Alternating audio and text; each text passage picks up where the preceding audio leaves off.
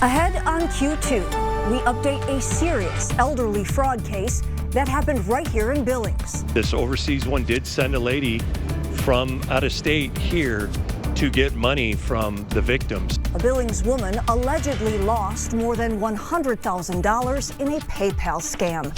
Now the private investigator is working with the feds. Plus, police are in Red Lodge investigating a man attacking women in the streets. The MTN 430 news starts right now. Good afternoon. I'm Shelly Molaschi. Thank you for joining us. Now to new developments in a scam case. Last month, we told you about an elderly Billings woman who was a victim of an alleged $130,000 PayPal scam. We're now learning investigators believe the perpetrator is actually here in the United States and not overseas. Our Mac Carmack has the update. It truly can happen to anyone. They're getting worse and worse. Digital scams, regardless of one's age, gender, or financial status. They start off slow, just talking with them, being friends with them, and then they just slowly start asking for things. They build their trust. Earlier this year, one Billings woman allegedly lost over $100,000 in a PayPal scam. It seemed that there had been fraudulent activity, and I wanted to unwind it. Private investigator on the case, Michael Toth with Elite Investigation, says now there's new developments to the case. He believes one of the perpetrators lives in the United States. This overseas one did send a lady from out of state here to get money from the victims. Toth is asking for federal help to catch the bad guys. Federal help like Assistant U.S. Attorneys Benjamin Hargrove and Colin Rubik, who specialize in white-collar crimes. It is signed, appears to be signed by the real district court judge sitting here, Judge Susan Waters.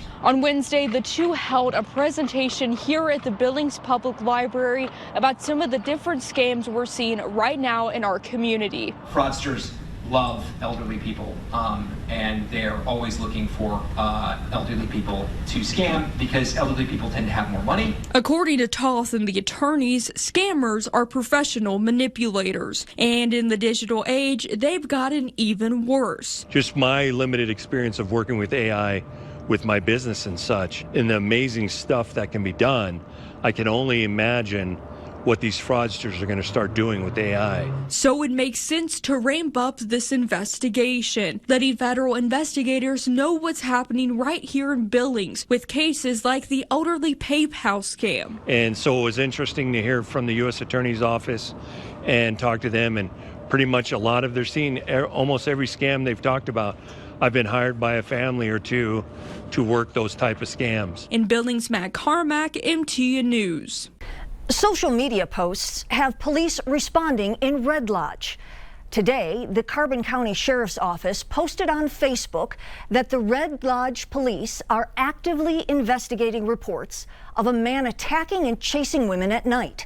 There are initial reports of this happening to two women as they were walking home.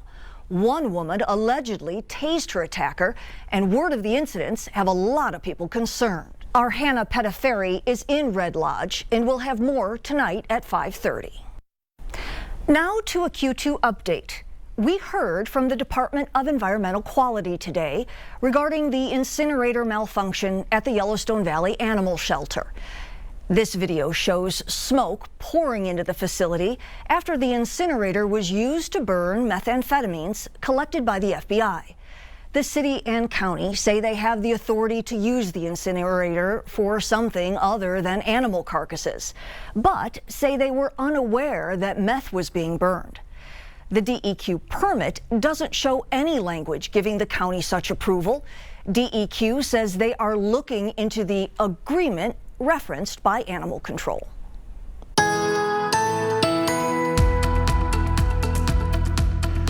And good Thursday afternoon, everyone. We still have a pesky area of low pressure over western North Dakota as well as far eastern Montana, still spawning some isolated showers and thunderstorms. Not much happening over northern Wyoming or far southeastern or south central Montana, but we're not quite done with this evening's weather stuff yet. As you can see, the showers and thunderstorms continue from Winnett all the way toward Melstone, areas around Petroleum County, also parts of Musselshell County with some active weather pushing southeastward toward northern Yellowstone County, and some more showers and storms mostly over Garfield County to the southeast of Jordan. Those are going to fall apart though as the sun gets lower in the sky. I'm going to keep my eyes on some other things as well. We're going to have gradually decreasing clouds late tonight when those clouds and showers go to bed. More sunshine in the morning and clouds in the afternoon on Friday, and more sunshine on Saturday. Your forecast coming up.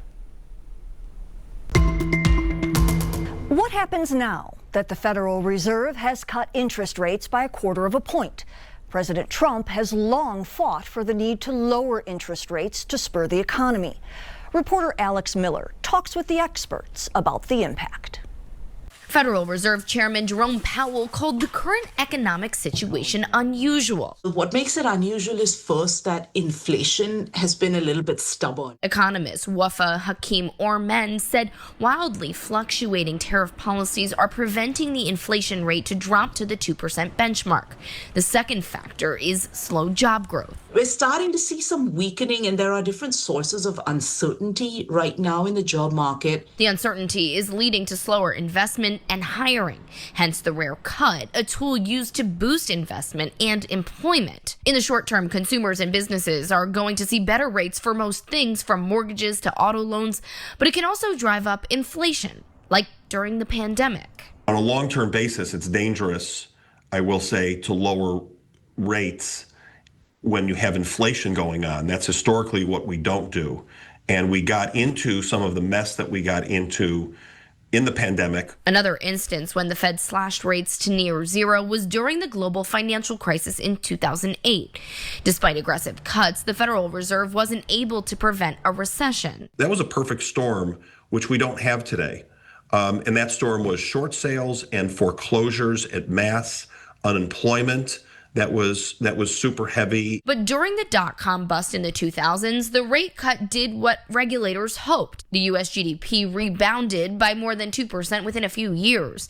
In the end, it's a tool to help stabilize the economy, not a remedy. I think the crucial thing, businesses need some stability and the ability to plan for the long term in order to invest. Alex Miller, Scripps News Group, New York.